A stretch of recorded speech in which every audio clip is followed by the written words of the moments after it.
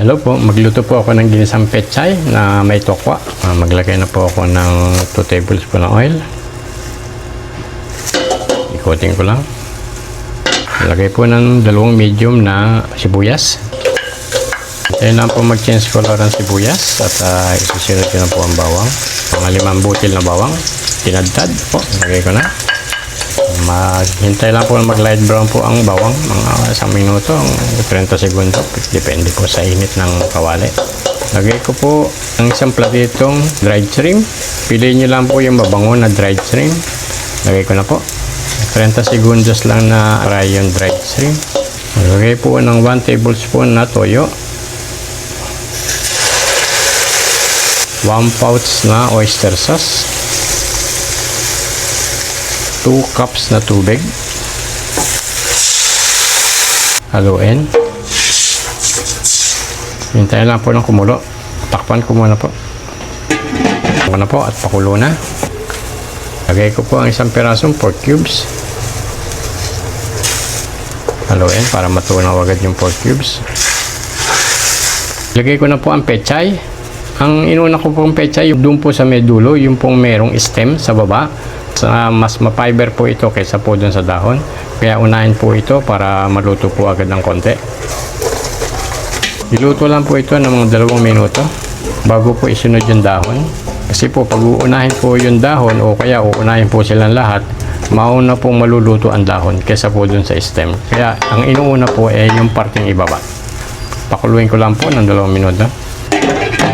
Buksan ko na po, naka 2 minuto na. Pamintang pino, 1/4 lang po. Haluin. Kung gusto niyo pong may sipa ng konti, dagdagan niyo po yung paminta. Kasi po yung iba gusto manghang. Pwede naman po.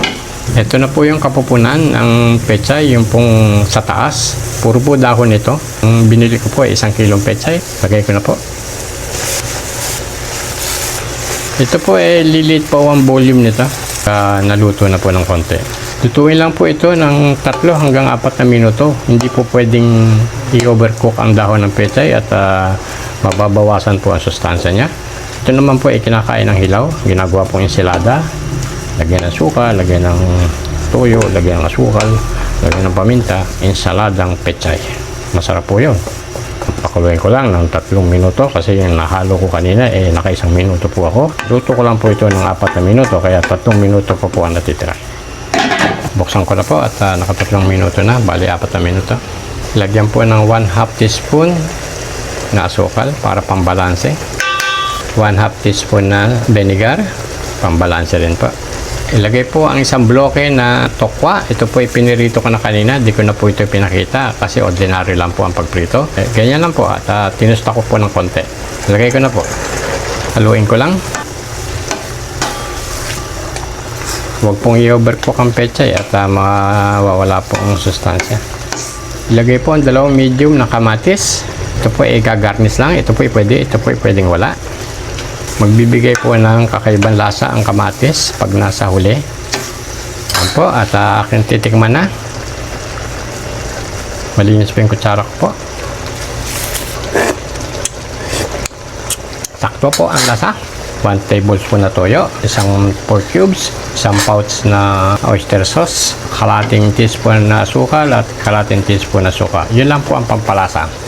Kung gusto niyo po na medyo manghang, dagdagan niyo po ng kaunting pamintang pino. Yun lang po. Marami pong salamat. Kung sino pong gusto sumubok, subukan niyo po. Ito po ilutong bahay lang.